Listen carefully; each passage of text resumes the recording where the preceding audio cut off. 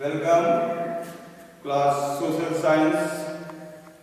हम लोग social science के अंतर्गत सामाजिक जो विषय है हमारा, उसके अंतर्गत समकालीन भारत पढ़ते हैं, इतिहास पढ़ते हैं, लोकतंत्र पढ़ते हैं और अर्थशास्त्र पढ़ते हैं। इसमें हम लोग आज की तिथि में इतिहास विषय देखेंगे। एक ऐसा अध्याय देखेंगे जो वर्तमान परिस्थिति में भी हम लोगों के लिए बहुत ही महत्वपूर्ण है।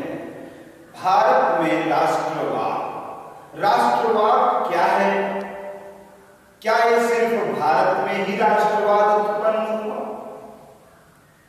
ऐसे चीजों को देखेंगे और किस परिस्थिति में भारत में राष्ट्रवाद का उदय हुआ और उसका परिणाम क्या आज के पेश करेंगे और हम सब मिलकर अध्ययन करते हैं। क्या है भारत में राष्ट्रवाद? देखते हैं, जब आपका जो भारत है ये एशिया महाद्वीप के अंतर्गत आता है। एशिया महाद्वीप का एक ऐसा देश जो भौगोलिक स्थिति से, प्राकृतिक स्थिति से हम कह सकते हैं बहुत ही संपन्न देश माना जाता है। कई वर्षों तक विदेशी शासन सत्ता ने इस पर अधिकार जमाया, अपने उपनिवेश स्थापित किए। उपनिवेश क्या है अगर हम लोग देखें तो उपनिवेश का मतलब होता है कॉलोनी। उपनिवेश एक ऐसा शब्द है, कॉलोनी मतलब एक ऐसी शक्ति जो भारत में या किसी अन्य भी देश में अपनी कंपनी या फैक्ट्री स्थापित करती है, वहां के लोगों को अपना बनाती है और उन पर शासन स्थापित करने लगती है, तो वह उस देश का उपनिवेश कहलाने लगता है। भारत भी हमारा कई वर्षों तक उपनिवेश की श्रेणी में था। धीरे धीरे यहां पर राष्ट्रवाद का उदय हुआ। ध्यान रखिएगा, राष्ट्रवाद सबसे पहले एशिया में नहीं बल्कि यूरोप के देशों में ही आया। इटली हो गया, फ्रांस, जापान देखे हो, सॉरी जापान नहीं, अगर हम देखें तो आपका जर्मनी, इटली, ऐसे देशों में राष्ट्रवाद का जो उदय हुआ उसका प्रभाव धीरे धीरे भारत पर भी पड़ा। आप जानते हैं कि सन 1600 ईस्वी में, हम लोगों ने कक्षाओं में पिछले पढ़ा है कि 1600 ईस्वी में जब भारत में मुगल शासन था, अकबर का शासन था, इस समय भारत में ब्रिटिश इंडिया शासन करने आई, अर्थात इंग्लैंड शासन करने के लिए, व्यापार करने के लिए भारत में आया। ये बात सही है। इसके पहले भी आ चुके थे कई कंपनी, आपको याद होगा। सबसे पहले भारत में पुर्तगाली आए, जिनका हम समय ध्यान देते हैं तो 1498 ईस्वी, 17 मई 1498 ईस्वी को सबसे पहले भारत में पुर्तगाली वास्को डी गामा आया, जिसको इतिहास में हम लोग पढ़ते हैं कि यह भारत का खोज करता था। आगे देखते हैं तो 17 मई 1498 के बाद भारत में डच आते हैं। डच जिनको हम कह सकते हैं हॉलैंड निवासी, नीदरलैंड निवासी, ये लोग आए। ये लोग 1595 ईस्वी में आए। इन लोगों ने भी भारत में अपनी कंपनी स्थापित की। इसके बाद ब्रिटेन आया। ब्रिटेन अर्थात इंग्लैंड, जो सन 1600 में ईस्ट इंडिया, पूर्वोत्तर भारत में व्यापार करने के लिए वहां की महारानी एलिजाबेथ ने कहा कि आप जाइए पूर्वोत्तर देशों में व्यापार करिए। ऐसी कंपनी बनाई गई। कई कंपनियों का मिश्रण था, ये कई साझेदार थे उसमें, और यह कंपनी भारत आगे धीरे धीरे व्यापार करने लगी। धीरे धीरे फ्रांस भी भारत आया। 1668 ईस्वी में फ्रांस की कंपनी भारत में स्थापित हुई और धीरे धीरे इन चारों कंपनियों ने भारत में आपसी टकराव किया। सभी लोगों ने अपने उपनिवेश स्थापित कर लिए। भारत की जनता से ये लोग अपना कार्य कराते थे, कम मजदूरी देते थे और ज्यादा कार्य करवाते थे। ऐसी स्थिति में धीरे धीरे लोगों के अंदर एक नया ऊर्जा उत्पन्न होने लगा। भारतीय देखा गया धीरे धीरे ब्रिटेन, जो ब्रिटिश कंपनी थी, ध्यान दीजिएगा, ब्रिटिश कंपनी थी, यह इनका वर्चस्व स्थापित होने लगा भारत में। और 1833 ईस्वी आते आते इनका व्यापार पर एकाधिकार स्थापित हो चुका था और अंत में 1833 ईस्वी में कहा गया कि अब भारत में व्यापार नहीं, शासन करेगी ब्रिटिश ईस्ट इंडिया कंपनी। बात तो सही थी, जब हम व्यापारिक रूप से पूरे भारतीयों को अपने कब्जे में कर लिए तो अब हम उनके साथ कुछ भी कर सकते थे। हुआ भी ऐसा। क्या हुआ? शासन किया, लेकिन इतनी दर्दनाक स्थिति में भारतीय जनता पहुंच गई कि 1817 ईस्वी में 1817 में पाइक आंदोलन जो किसानों का शुरू हुआ। 1824 ईस्वी में बर्मा में घटना घटी। आप जानते हैं म्यांमार जो आज देश है, बर्मा के नाम से जाना जाता था और ये भारत का ही अंग था। और उसके बाद जब 1833 ईस्वी में ब्रिटिश ईस्ट इंडिया कंपनी ने चाय के साथ साथ पूरी तरह से व्यापार छोड़कर और कह दिया कि अब हम भारत पर क्या करेंगे, शासन करेंगे।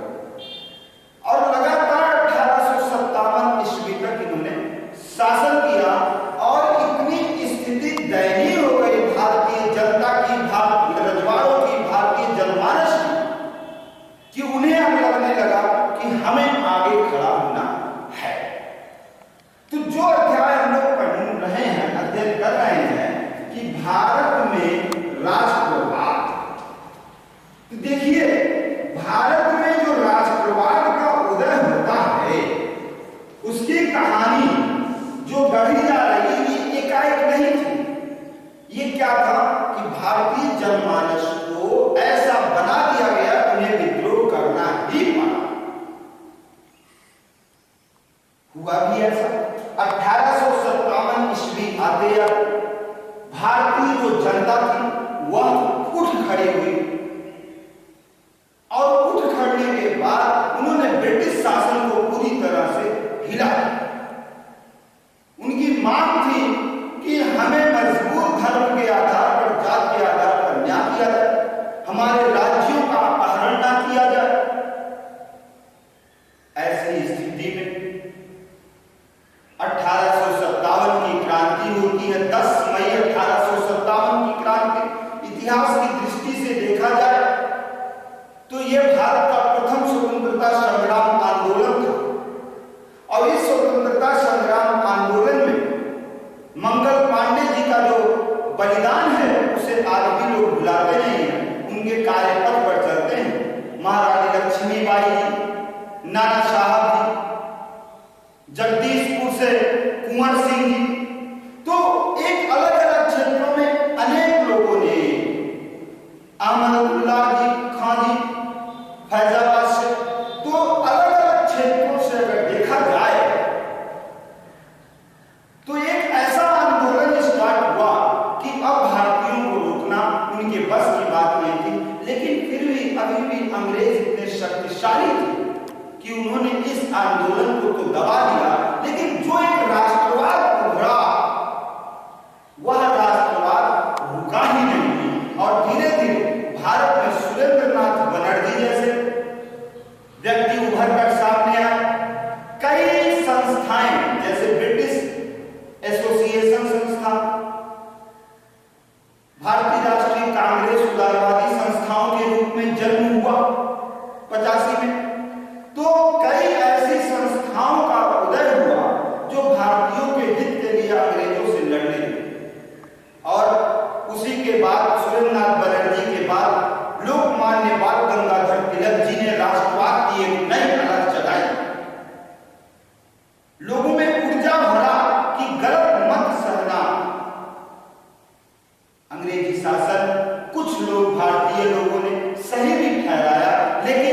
जनता की प्रताड़ना देखी जाने लगी तो वो लोग मजबूर हुए और क्रांति करने लगे। इस क्रांति की भावना को और प्रबल आग में जो कहा जाता है घी का काम किया बंगाल विभाजन का आंदोलन।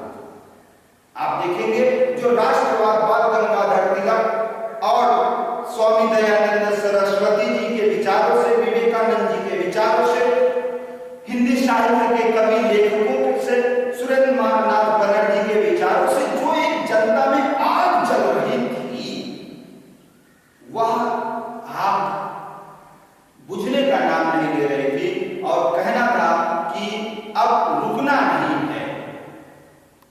धीरे धीरे जनता जागरूक होने लगी। 1903 ईस्वी में जब ब्रिटिश संसद में यह विधेयक पास हुआ कि अब बंगाल का विभाजन किया जाएगा। क्यों? क्योंकि बंगाल उस समय सबसे ज्यादा जनसंख्या के क्षेत्र में था और सबसे बड़ी बात वह एक उपजाऊ भूमि थी।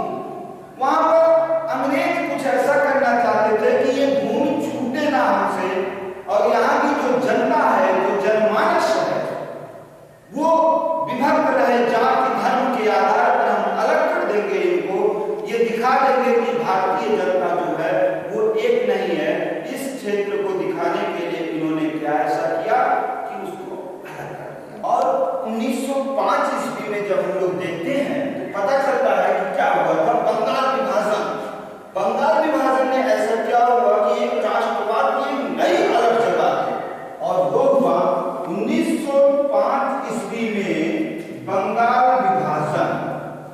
बंगाल आप जानते हैं भारत के पूर्व में एक ऐसा राज्य है जो प्राचीन काल से ही समुद्र तटीय होने के कारण बहुत ही विकसित राज्य है। और सबसे महत्वपूर्ण बात अगर देखी जाए तो बंगाल का जो विभाजन करने का इनका उद्देश्य था, विभाजन करने का, वह था कि राष्ट्रवाद जो भारत में पनप रहा है उसको तोड़ना। और इसके लिए 16 अक्टूबर 1905 ईस्वी को अंग्रेजों ने क्या कर दिया? तोड़ दिया, बंगाल का विभाजन कर दिया। लेकिन बंगाल का विभाजन करने से अंग्रेजों के ऊपर उल्टा प्रभाव पड़ा। 20 तो उन्होंने भारत को, बंगाल को बांटने का बोल दिया, लेकिन प्रभाव उल्टा पड़ा। जो राष्ट्रवाद की अग्नि को वो बुझाना चाहते थे भारतीयों के अंदर से, वह और भभक हुई और स्वदेशी आंदोलन सुरेंद्रनाथ बनर्जी के नेतृत्व में प्रारंभ कर दिया गया। और लगातार ऐसा आंदोलन चला कि यह एक आंदोलन सीधे जाकर गांधी जी के विचारों को भी अपने आप में सम्मिलित कर लिया। जब महात्मा गांधी जी 1914-15 ईस्वी में भारत आए, कहां से आए? दक्षिण अफ्रीका से, जो 1893 ईस्वी में गए थे।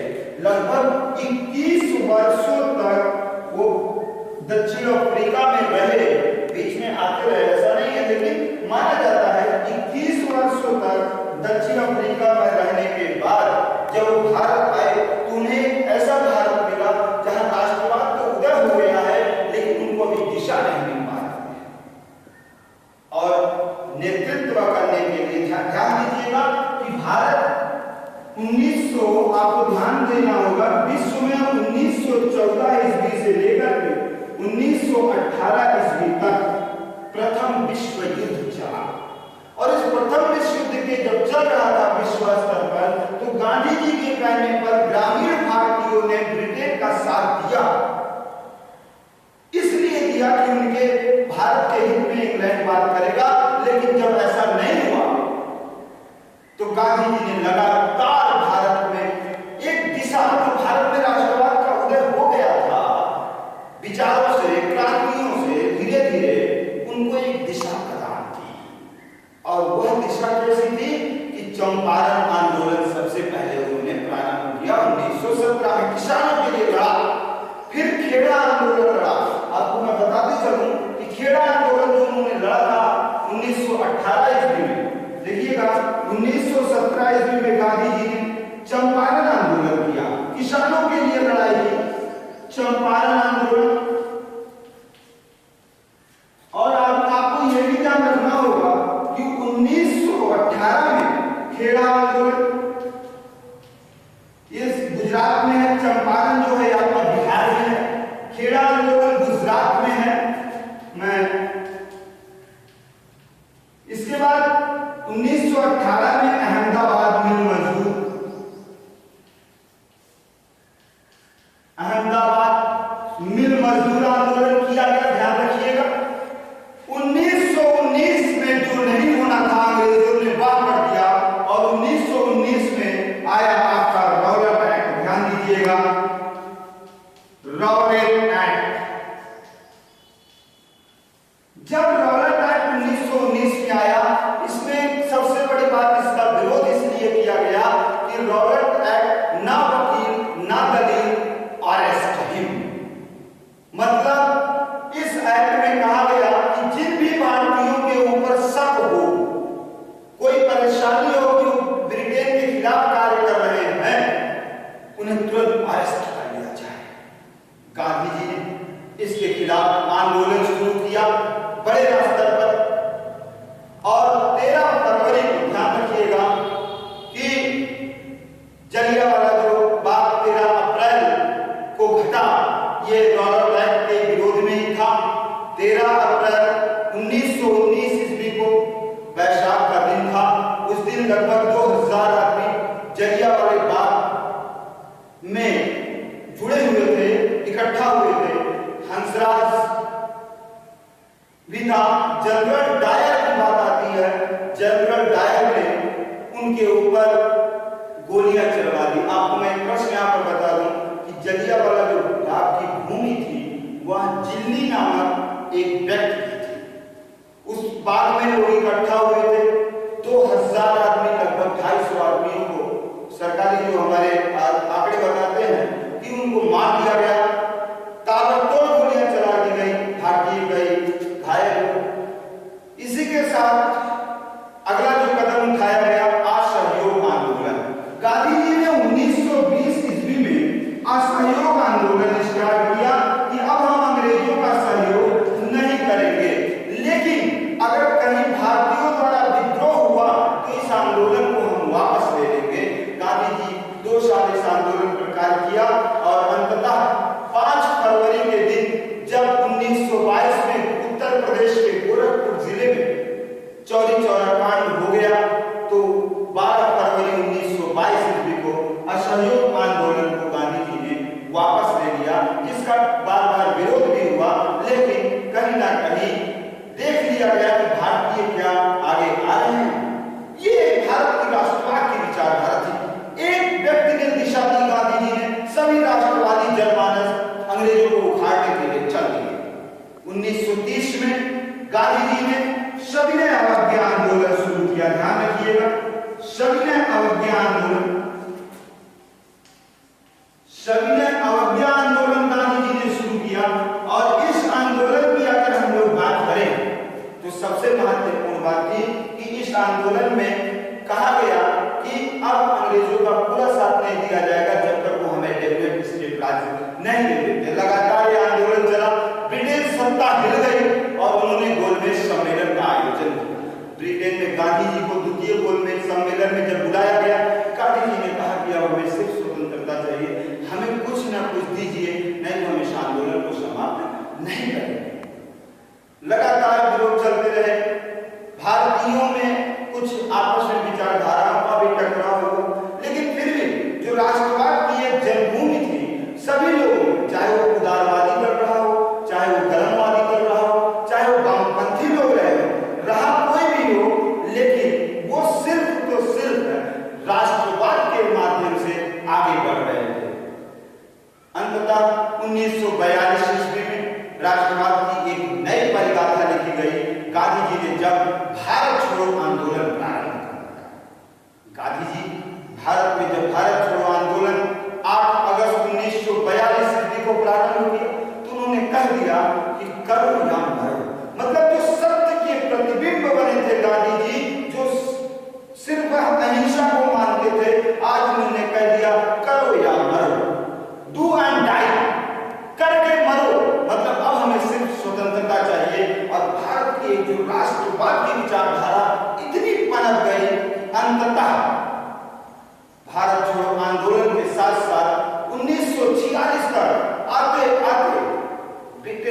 सत्ता भारतीय कार्यों राष्ट्रवाद के आगे झुक गई और अंततः यह अनाउंस कर दिया 20 फरवरी 1947 ईस्वी को इंग्लैंड के प्रधानमंत्री लॉर्ड क्लीन ने कि मैं 30 जून 1948 ईस्वी तक किसी भी हाल में भारत को छोड़ दूंगा।